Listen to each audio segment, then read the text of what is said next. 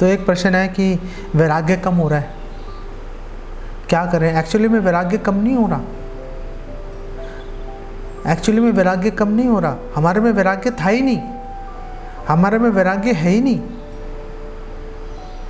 हम लोग जब भक्ति की, जब एक पक्षी उड़ना सीखता है तो जैसे एक ईगल है, चील है, ऐसे एक लेवल पे उड़ती है, वो एक लेवल पे उड़ती है।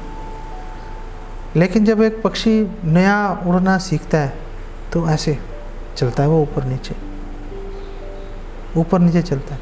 तो जब वो ऊपर जाता है तो ये नहीं सोचना चाहिए कि वो मैंने तो प्रगति कर ली, और जब नीचे आ जाए तो वो नहीं सोचना चाहिए वो मेरा वैराग्य कम हो गया। ऐसा कुछ नहीं है। अभी तो आप अपना स्थान ढूंढ रहे हो कि किस लेवल पे जाके आप टिकोगे, और वहाँ से फिर भक्ति में आगे प्रगति करने के लिए संघर्ष करोगे। अभी तो आप शुरुआती तौर में पहले 5-7 साल तो अपना स्थान ढूंढने में लग जाते हैं कि मैं किस लेवल पे हूँ। फिर उस लेवल से धीरे धीरे आप एक एक करके कदम उठाएंगे। फिर जब आप कदम उठाएंगे आपके अनर्थ सामने आएंगे। जो अंदर हमारे इतनी सारी प्रॉब्लम्स हमारे छुपी हुई हैं, वो सारी धीरे धीरे करके हमारी बाहर आनी शुरू होंगी। तो अगर प्रॉब्लम्स बाहर निकल रही है, अनर्थ बाहर आ रहे हैं, उससे हमारे भक्ति में अगर बाधा आ रही है तो हमें खुश भी होना चाहिए और दुखी भी होना चाहिए। बाधा आ रही है, दुख होना चाहिए। खुशी इसलिए होनी चाहिए कि ओह, एक और प्रॉब्लम का पता चल गया, अब इस पे काम करता हूँ, इसको ख़त्म करूँगा, एक प्रॉब्लम कम हो जाएगी, आगे दूसरी आएगी, फिर उसको देखेंगे। उत्साहात निश्चयात धैर्यात, उत्साह आना चाहिए कोई बाधा सामने आए तो। अगर हमारा वैराग्य में, अगर हमें लगता है वैराग्य में कमी हो रही है तो बहुत अच्छी बात है, कमी हो रही है। एक अनर्थ सामने आ रहा है, अब उस अनर्थ को आप ढूंढो और उसको अटैक करके जान से मार दो। फिर अगले कदम पे, अगले बाधा का सामना करने के लिए तैयार हो जाओ आप। और फिर धीरे धीरे जब आप ऊपर नीचे हिलते हुए एक लेवल पे फिक्स हो जाओगे, फिर वहाँ से ऊपर कैसे उठना है वो फिर बात शुरू हो जाएगी। कोई चिंता का विषय नहीं है। जब तक आप सुरक्षा चक्र के अंदर हो, जब तक आप वरिष्ठ वैष्णव के संरक्षण में हो, कोई प्रॉब्लम नहीं है, कभी समस्या नहीं आएगी आपको। समस्याएं आएंगी, समाधान हो जाएगा, समस्या आएंगी, समाधान होता रहेगा। बस प्रॉब्लम्स आने में नहीं है, प्रॉब्लम तब है कि जब प्रॉब्लम आई और उसका समाधान नहीं हो रहा। हम बीमार हो गए, कोई प्रॉब्लम नहीं, बीमार हो गए, जब तक हम ठीक हो जा रहे हैं तब तक बीमार होने में इतनी कोई बड़ा इशू नहीं है। सावधान रहना चाहिए कि बीमार नहीं हो जाए, लेकिन बीमार हो गए कोई बात नहीं, आप दवाई लो, आप परहेज करो, ठीक हो जाओगे। प्रॉब्लम तो तब आएगी जब ठीक नहीं हो रहे, फिर चिंता का विषय। तो अगर वैराग्य कम हो रहा है, कोई टेंशन की बात नहीं है। आप देखो क्यों कम हो रहा है, आखिर क्या ऐसा हो रहा है कि जिसके कारण मेरा वैराग्य कम हो रहा है, उसका सॉल्यूशन ढूंढ लो, उसको आप अपने जीवन में उतारो, बस बात चल पड़ेगी, बात खत्म हो गई। तो हनुमान जी के हृदय में भगवान राम ने माता सीता की छवि क्यों नहीं प्रकाशित कर दी, लेकिन उनको क्यों इतनी जद्दोजहद उनको हनुमान जी को करनी पड़ी। लेकिन उससे पहले अनेक प्रश्न हैं, और इससे मिलते जुलते अनेक प्रश्न हैं। आखिर हनुमान जी ने सुग्रीव जी को क्यों बोला जाके ढूंढो, और सुग्रीव जी ने चारों दिशाओं में लोग भेजे। ऐसे नहीं कि सिर्फ दक्षिण की ओर भेजे थे, चारों दिशाओं में टोलियां बना के भेजा था वानरों को। और चलो हनुमान जी की टोली को तो फाइनली मिल गए, बाकी 3 टोलियों को तो मिल ही नहीं रहे होंगे, क्योंकि वहाँ तो थे ही नहीं, अलग दिशाओं में गए थे। उनका बेचारों का क्या हाल हुआ होगा। और हनुमान जी वाली टोली की अगर बात करो तो उसमें भी मैंने इसके लिए मैंने एक लेक्चर पहले डाल रखा है। अगर आप देखेंगे रामायण के ऊपर तो आपको एक लेक्चर मिल जाएगा इसके ऊपर। हनुमान जी सहित सारे जो भी वानर हैं, अंगद, स्पेशली ये अंगद जी का आइडिया था कि भैया वापस तो जा नहीं सकते, खाली हाथ सुसाइड कर लेते हैं। तो वो सारे एक्चुअली में वहाँ पे, हालांकि हनुमान जी सहमत नहीं थे, लेकिन सबको छोड़ के भी नहीं जा पाए हनुमान जी। तो अंगद जी समेत सारे लोग जो हैं, वानर, जामवान इत्यादि सब लोग वहाँ पर आमरण अनशन के लिए बैठ गए थे जब संपाति आ गया था वहाँ पर, जटायु जी का भाई। तो आखिर भगवान ने उनको उस स्थान तक, वो पहाड़ी की चोटी तक भगवान उनको कैसे घसीट के ले गए कि जहाँ से वो कूद के मरने के लिए तैयार हो गए। आखिर ऐसा क्यों है? भगवान आखिर ऐसा क्यों कर रहे हैं? क्यों अपने भक्तों को ऐसी परिस्थिति में डाल देते हैं कि बिल्कुल असहाय अवस्था हो जाती है? क्यों द्रौपदी को ऐसी स्थिति में डाल दिया कि उसके 5 पति हैं, पूरी तरह से सक्षम, कुछ नहीं कर रहे, सामने बैठे हुए, कुछ नहीं कर रहे, वस्त्रहरण हो रहा है। आखिर ऐसा भगवान ऐसा क्यों कर दिया कि श्रील प्रभुपाद ने हिंदुस्तान में, भारत में इतना प्रयास किया प्रीचिंग करने का, सब फ्लॉप हो गया, फेल हो गया सारा। लीग ऑफ डिवोटी 1953 में प्रभुपाद ने बनाई थी, 16 मई को, कल का दिन था, अक्षय तृतीया को बनाई थी उन्होंने। 16 मई 1953 बनाई, वहाँ पे नहीं काम किया, जगह भी छिन गई। वो जहाँ पर प्रभुपाद ने, जहाँ से ऑपरेट करने की सोच रहे थे, वो जगह भी छीन के ले गए। गवर्नर की वाइफ थी, उसको वो जगह पसंद आ गई कि मैं यहाँ पे स्त्रियों को सिलाई की मशीन चलाना सिखाऊंगी। प्रभुपाद को छोड़नी पड़ी वो जगह। क्यों प्रभुपाद जब अमेरिका जा रहे थे प्रचार के लिए भगवान के, क्यों हार्ट अटैक्स आ गए? क्यों प्रभुपाद को आधी रात को बाहर बर्फ गिरी हुई है, जान बचाकर प्रभुपाद को बाहर फुटपाथ पर आके खड़ा होना पड़ा, चारों तरफ बर्फ है, एक पतली सी चादर लपेटी हुई है प्रभुपाद ने, पूरी रात खड़े रहे बाहर प्रभुपाद, कहीं जा नहीं सकते। क्यों भगवान ने ऐसा किया उनके साथ में? क्यों भगवान ने ऐसा किया कि प्रभुपाद को पैरालिसिस ही हो गया अमेरिका में? क्यों प्रभुपाद के साथ भगवान ने ऐसा किया कि मतलब प्रभुपाद को समझ नहीं आ रहा था क्या करूं, कैसे होगा। कुछ आशा की किरण नहीं दिख रही थी। जो जिस जहाज में प्रभुपाद बैठ के गए थे जलदूत, उसके एक वहाँ पर प्रभुपाद अपने बुक्स वगैरह लेने गए, तो उसने बोला प्रभुपाद को कि आप वापस जाना चाहो, प्रॉब्लम नहीं है, आपके लिए जगह है हमारे पास में, हम आपको वापस बिठा के वापस कलकत्ता के जिस बंदरगाह से हमने आपको उठाया था वहीं पे छोड़ देंगे हम आपको। क्यों प्रभुपाद ने बोला कि मैं मर जाऊंगा, वापस नहीं जाऊंगा? आखिर क्यों भगवान ऐसी परिस्थितियां एक भक्त के जीवन में खड़ी कर देते हैं? भगवान खड़ी कर देते हैं ऐसी परिस्थितियां उस भक्त की ग्लोरीज दिखाने के लिए। अगर भगवान राम वनवास नहीं जाते, किसी को भरत महाराज की ग्लोरीज का पता नहीं चलता कि भरत महाराज कितना प्रेम करते हैं भगवान राम से। प्रेम करते हैं सबको पता था, लेकिन कितना करते हैं किसी को नहीं पता था। लेकिन भगवान ने उनको मुश्किल में डाला, मैं आपके साथ ही रहूंगा। नहीं रह सकते, भरत जी चले गए वन में पीछे पीछे मैं आपके साथ रहूंगा। भगवान राम ने कहा नहीं रह सकते भाई, आपको वापस जाना होगा। क्यों आखिर ऐसा किया भगवान ने? उनकी ग्लोरीज, उनकी महिमा। आज हम प्रभुपाद की जय बोलते हैं, क्यों जय बोलते हैं? कि प्रभुपाद ने कितना संघर्ष किया और फिर भी प्रभुपाद की श्रद्धा उतनी की उतनी रही, बड़ी, घटने का तो सवाल ही नहीं आता। उससे प्रेरणा मिलती है, उससे हमें प्रेरणा मिलती है। क्यों ऐसा करते हैं? ताकि एक भक्त है वो पहले भगवान पर आश्रित है और अधिक आश्रित हो जाए, इतनी चिंता करे भगवान के बारे में कि और कुछ सोच ही नहीं पाए। इसीलिए भगवान एक भक्त को ऐसी परिस्थिति में डालते हैं। क्या भगवान हमें इस परिस्थिति में डालेंगे? पता नहीं है। अगर हम उसके योग्य होंगे तो भगवान अवश्य डालेंगे। क्यों नहीं डालेंगे? इसमें से निकल के जाना पड़ेगा, हमें इसमें से निकल के जाना पड़ेगा। हर भक्त जो भगवान के धाम जाना चाहता है, भगवान की और सेवा में जुड़ना चाहता है, उसको इसमें से निकलना ही पड़ेगा उसको। और इसमें कोई बुराई नहीं है, ये गौरव का विषय है।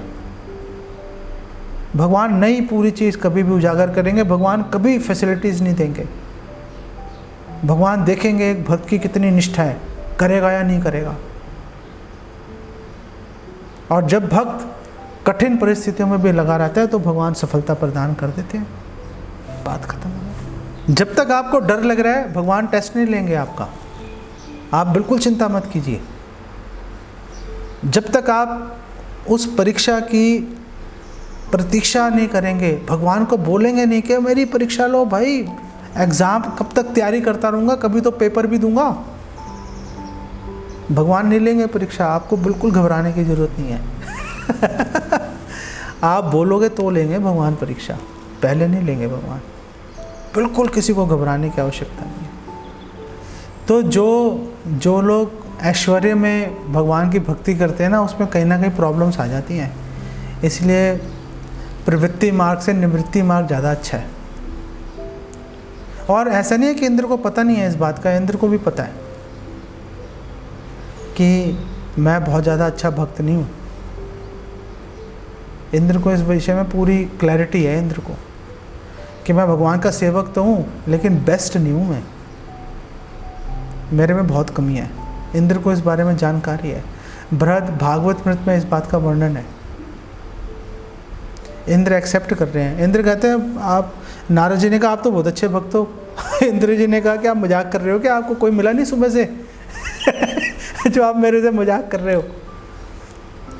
तो नारद जी ने बोला, अरे तुम्हारे हाथ से भगवान खा रहे हैं, तुम्हारे हाथ से जो हैं भगवान आरती एक्सेप्ट कर रहे हैं। जब भगवान वामन देव है, इंद्र के छोटे भाई हैं ना, तो एक्सेप्ट कर रहे हैं। तो इंद्र ने कहा, ओ भाई, उन्होंने जो वो आए वामन रूप में, उन्होंने मुझ पे दया नहीं की, उन्होंने बलि पर दया की थी। मुझ पे दया नहीं की उन्होंने। मुझे ये कन्फ्यूजन ख़त्म हो चुकी है। और जहाँ तक भगवान की बात है कि वो आरती ले रहे हैं और मेरे हाथ से भोजन ले रहे हैं, और भगवान आते हैं तो आते हैं, नहीं आते तो नहीं भी आते। मैं नहीं भगवान को अपनी मर्ज़ी से कुछ कर सकता। जब भगवान की मर्ज़ी होती है आते हैं। भगवान कहाँ पर है मुझे नहीं पता, मैं उनको अप्रोच नहीं कर सकता भगवान।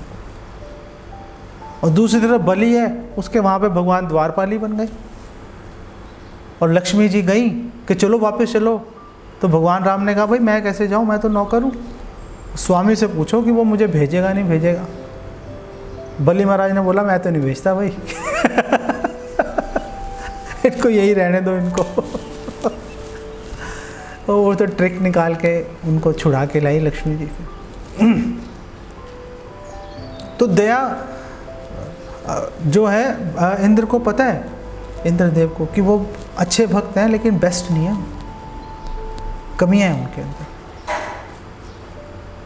और जब तक आप गलती कर रहे हो, फिर गलती सुधारने पे सुधार भी लेते हो, समझ जाते हो गलती को, तब तक भी चलो ठीक है, दैट इज़ ऑल्सो ओके। ऐसा नहीं है कि उसमें कोई बहुत बड़ी परेशानी है। नहीं, जो ये तो भगवान के लिए एप्लीकेबल है। जो रावण, कुंभकर्ण इत्यादि जो जितने भी असुर वगैरह जो भी होते हैं, वो तो भगवान की लीला में टाइम टू टाइम आ जाते हैं वो लोग।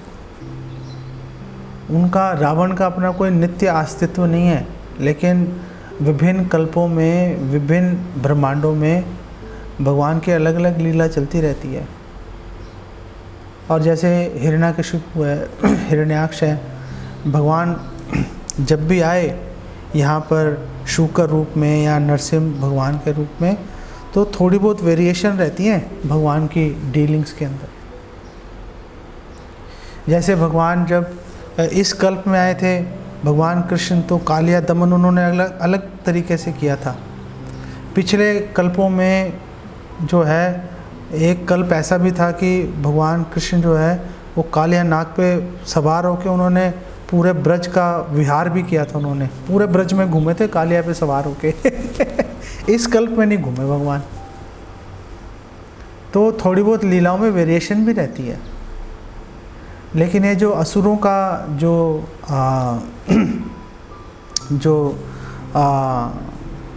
योनि है, जो असुरों का जो जन्म है, वो ऐसा कोई नित्य नहीं होता। वो इसीलिए विश्वनाथ चक्रवर्ती ठाकुर या बलदेव विद्याभूषण, शायद विश्वनाथ चक्रवर्ती ठाकुर बोल रहे हैं कि भगवान की लीलाएं गोलोक धाम में बहुत मधुर हैं।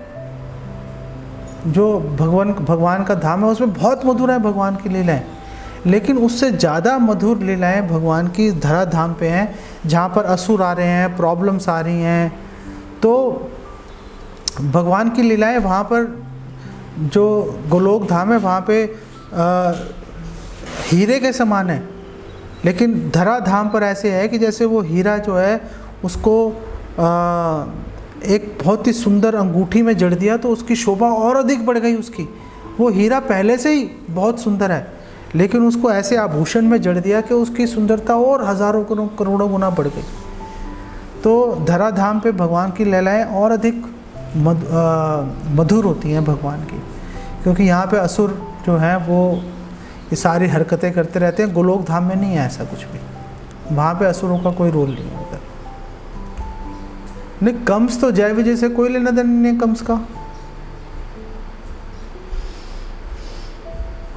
तो वो कंस का उसमें से जन्म नहीं था ना कोई भी, वो तो हिरण्याक्ष हिरण्यकशिपु थे, रावण कुंभकर्ण, और इधर से फिर शिशुपाल दंतवक्र। कंस का अलग गेम चल रहा है। नहीं, शिशुपाल और दंतवक्र दोनों भाई हैं ये। हाँ, कंस का कहानी अलग है। हाँ, वो कालने में है। विष्णु लोग तो देखो भगवान की कृपा से ही जाएगा जो भी जाएगा, लेकिन वो कैसे चला गया, क्योंकि उसकी भगवान पर बहुत ही गाढ़ी इंटेंस भगवान पे फोकस कर रहा था, 24 घंटे भगवान के बारे में सोच रहा था। तो श्रीमद् भागवत में उदाहरण दिया गया है, जैसे एक कीड़ा जो है वो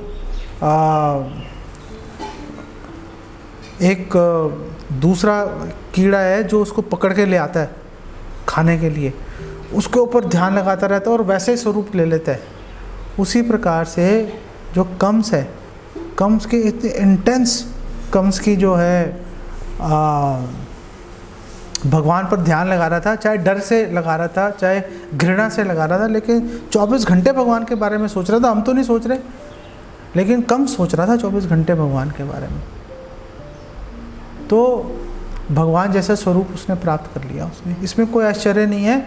उद्धव जी भागवतम 3:2:24 के अंदर कह रहे हैं, 3:2:23 या 24, भागवतम 3 स्कंद के 2 अध्याय के 23वें या 24वें श्लोक में कह रहे हैं कि असुर अच्छे हैं, असुर ज़्यादा अच्छे हैं भाई। कम से कम वो भगवान से लड़ भी लेते हैं, भगवान का दर्शन भी कर लेते हैं, और फिर भगवान के हाथों मर के मोक्ष भी मिल जाता है। हम तो यहीं पड़े रह गए। भक्तिनोद ठाकुर भी कह रहे हैं, गोपीनाथ आमी की दोषे दोषी, असुर सकल पाइलो चरण, विनोद थाकिलो बोसी। ए गोपीनाथ, मैंने ऐसा क्या पाप कर दिया कि असुर जो हैं, राक्षस हैं, उन्होंने आपकी शरण ले ली, उनको मिल गई, मैं वही का वही हूँ। तो हमसे अच्छे तो असुर हो गए, ऐसा भक्तों का विचार आ जाता है दीनता के कारण। ठीक है। तो मैं भी ये ब्रह्म कुमारी वाले से मिला था मैं, तो उसने मुझे कन्वर्ट करने की बहुत कोशिश की। 2 घंटे वो मैं पिलाता रहा लेक्चर मुझे वो। जापानी पार्क में मिला था मेरे को, तो उसने बड़ा समझाया मेरे को। तो मैंने उससे एक बात पूछी कि जो हमारे लाखों वर्ष से जो हमारे ग्रंथ हैं, जिस व्यक्ति ने वो ग्रंथों का ज्ञान रिजेक्ट कर दिया, उसके ज्ञान को मैं क्यों एक्सेप्ट कर लूँ? इस बात का कोई जवाब नहीं दे पाया वो।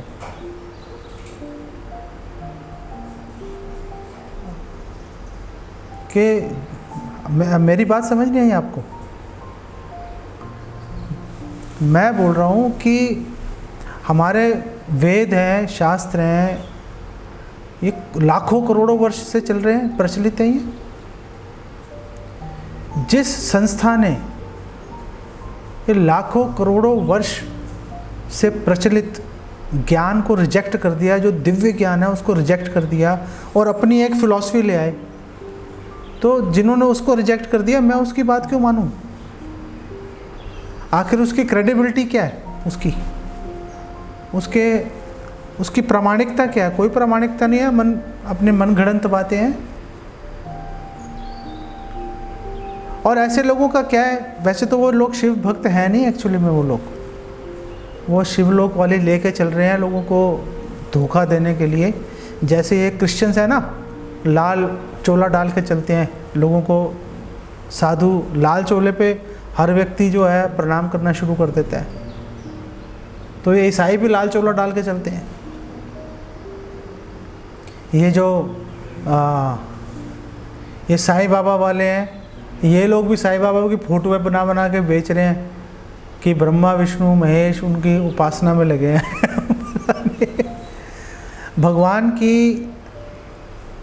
भगवान को नीचा दिखाने के दोष के कारण इनको करोड़ों जन्म तक इनको नरक की आग में झुलसना पड़ेगा, नहीं बच पाएंगे ये। जब तक ये सुधरेंगे नहीं, जब तक ये भगवान की शरण नहीं लेंगे, तब तक नहीं बच पाएंगे। कष्ट पाते रहेंगे, पाते रहो भाई। और जो शिव जी की भी भक्ति कर रहे हैं, ये हम तो शिव भक्त हैं, उनको तो भृगु ऋषि का श्राप मिला हुआ है। भागवत में लिखा हुआ है कि जो शिव जी की भक्ति करेगा वो पाषंडी बन जाएगा, वो नास्तिक बन जाएगा, वो पाषंडी नास्तिक बन जाएगा वो।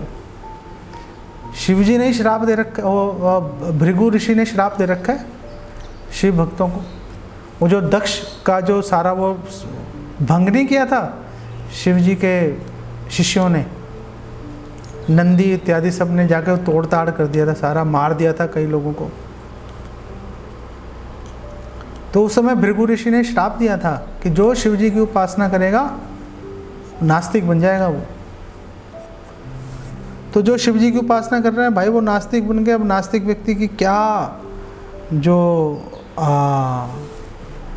गति है उसकी? कोई गति नहीं है उसकी। पुनरपि जननम पुनरपि मरणम, बार बार पैदा होता रहेगा, मरता रहेगा। उससे बड़ी सजा क्या हो सकती है किसी के लिए? आप बताओ। तो आप भाग्यशाली हो ना, आप भाग्यशाली हो। बहुनाम जन्मनाम अन्ते ज्ञानवान माम प्रपद्यन्ते वासुदेवम सर्वमिति स महात्मा सुदुर्लभा। दुर्लभ होते हैं ना ऐसे लोग, जिनको ये बात पता चली। बहुत भाग्यशाली होते हैं जो ये बात को समझ लें कि भगवान कृष्ण ही परम भगवान है। क्योंकि बहुत विडंबनम, भगवान की लीला बहुत विस्मयकारी है, बहुत बिविल्डरिंग है, कंफ्यूज कर देती है भगवान की लीलाएं।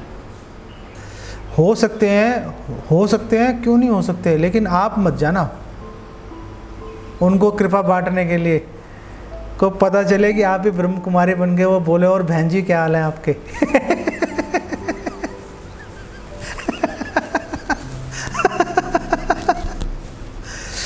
आपको बहन जी बना देंगे वो अच्छे भले प्रभु जी से।